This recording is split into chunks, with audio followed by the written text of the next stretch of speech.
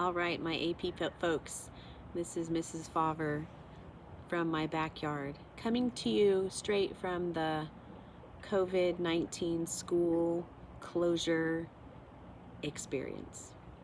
I already sent out both a loop mail and an assignment in Google Classroom, but that's all sort of narrative, and I didn't know if you would appreciate having sort of the audio and visual version of the same thing.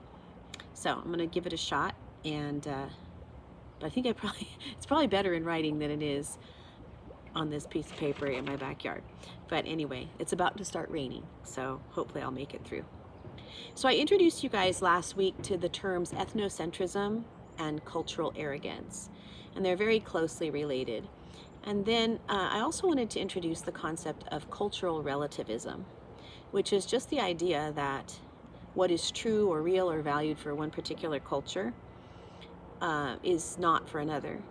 And in other words, everything is really dependent upon or reliant on or relative to a particular culture. So my first example of that was the idea of toplessness in the Congo is not a big deal, although it is a big deal in our culture. People don't run around without their tops on too frequently anyway.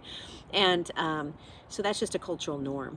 But there are norms that are different in different cultures, such as in the Congo, when Orleana wears her capri pants, the men like bump into trees and they're just gawking at her because that is a kind of nakedness that for them is risque.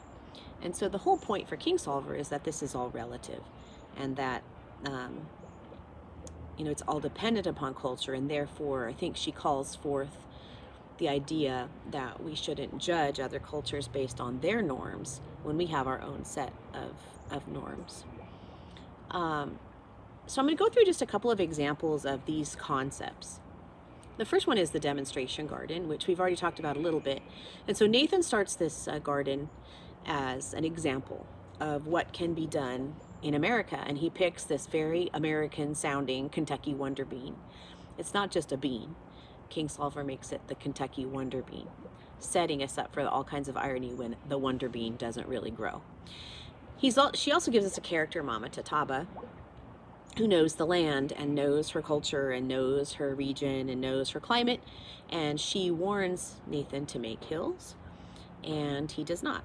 He doesn't understand that because Mama Tataba is a native of the region and knows the climate and has probably grown things before, that, how could it be possible that she would actually know something about the region where she lives?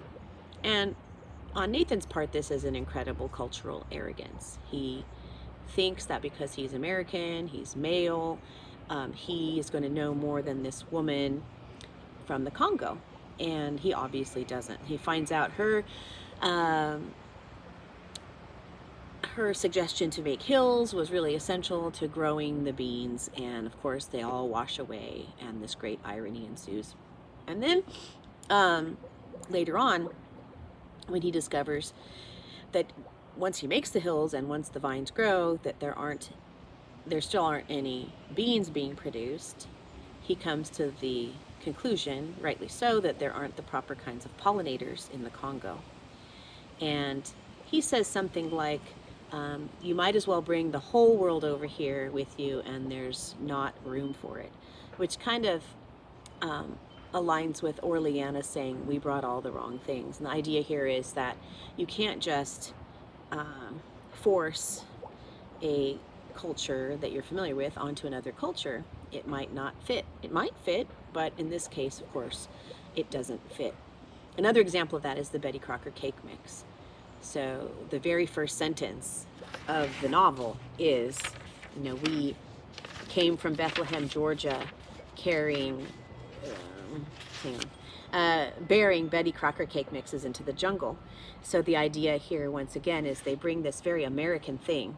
And I think it's no coincidence that Kingsolver picks a Betty Crocker cake mix, because it's the one with the little red spoon on the top of the box. And the idea there is the Betty Crocker cake mix is sort of an icon of American culture, and especially for housewives in the 1950s. And that was when these things started being made so that women could have easier lives, these pre-made, cakes that you just had to have milk, add milk and eggs or whatever. But so they bring this iconic American thing into the jungle, and of course they don't have the right means to cook it, but later when they do, when they do look at the cake mix boxes again, they're hard as a rock, and the humidity and the climate has altered this American iconic thing. So it again becomes this notion of cultural arrogance, that they thought they could bring a piece of America, this comfort of their culture with them.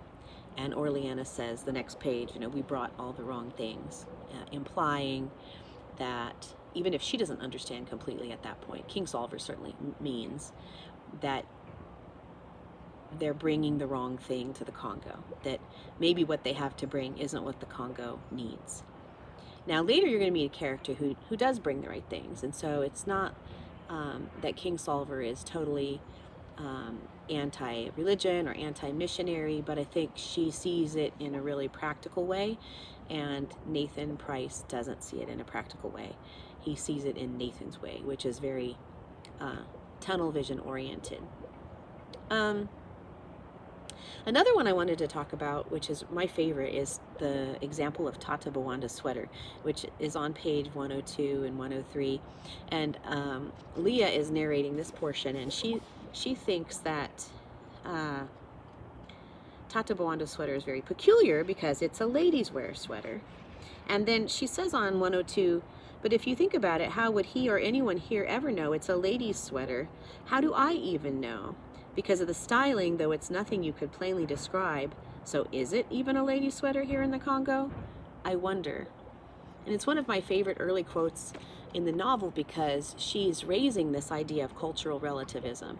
And, who decided what makes something a lady's sweater versus what makes it a man's sweater? And she can't even really quite describe it, which shows us how dependent it is upon subjectivity or personal taste, or like a cultural, just an established way of viewing something. And she realizes sort of how odd that really is. And so how do you define what a lady's sweater is? And so she's just raising the whole idea of everything is relative to culture. Tata Bwanda doesn't care, doesn't know that it's a lady's sweater. He just likes a sweater and wears it quite frequently with his big manly chest and all. And then right after that, she points out that Tata Bwanda is a sinner, and he has 2 wives, a young one and an old one. Why, they all come to church. Father says we're to pray for all 3 of them, but when you get down to the particulars, it's hard to know exactly what outcome to pray for. He should drop one wife, I guess, but for sure he'd drop the older one, and she already looks sad enough as it is. The younger one has all the kids, and you can't just pray for a daddy to flat out dump his babies, can you? I always believed any sin was easily rectified if only you let Jesus Christ into your heart, but here it gets complicated. And once again, Leah's kind of coming to terms with this notion of how relative things are. And she doesn't even know really how to pray in the Congo because there's not a right answer, and she can't quite figure out from her religious point of view or cultural point of view how you can justify the 2 wives, but then how do you also justify which one to get rid of?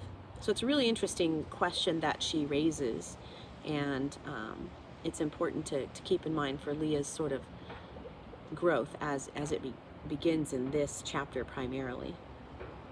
One other thing I want to draw your attention to, and then this will be the end of my experiment, will be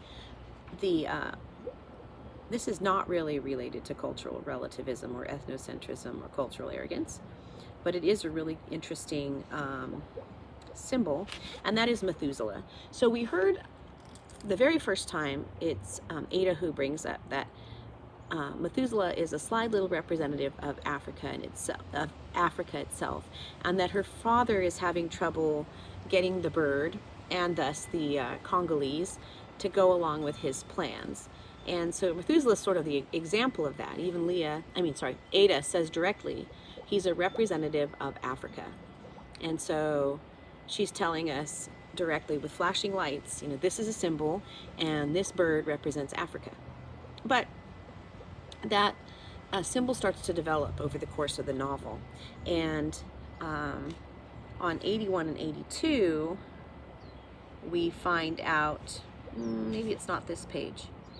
Hang on, that's something else that's on this page. But Nathan at one point says, the bird is snared or restricted by the words that it has been taught by the white men who've lived in the village and in the house where the Prices live. And so he's restricted by sort of his own colonizers to know what they have taught him. So Nathan points that out. And then when he finally gets sick of the bird, oh, by the way, he calls it a Catholic bird, which I don't know if you guys would understand that necessarily. But from the Protestant church's perspective, Catholics are really much more liberal. And that's not so much the case now as it used to be, but think of like JFK as the first Catholic president and, sort of feeling, as Catholics, feeling, some forms of prejudice from the Protestant community. But anyway, so from the Protestant perspective, Catholics are known for, drinking a lot of wine and of being a little bit more liberal in their policy. And so he claims it's a Catholic bird because it cusses. And so that's just kind of funny. And I love when the bird says, wake up, Brother Fowles, because clearly he's learned all this stuff from Brother Fowles. Nathan shouts out, piss off, Methuselah. And also keep in mind that Methuselah is a biblical character who, so this isn't a biblical allusion, he was the oldest man in the Bible, and so it's also implying that, Methuselah's been there forever. And King Solomon is going to keep referencing that.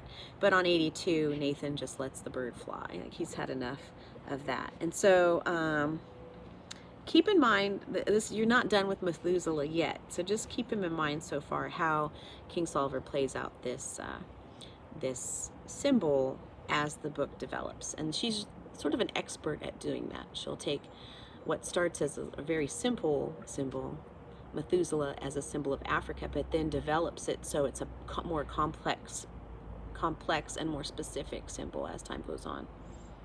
Let me see if there's anything else I wanted to mention today.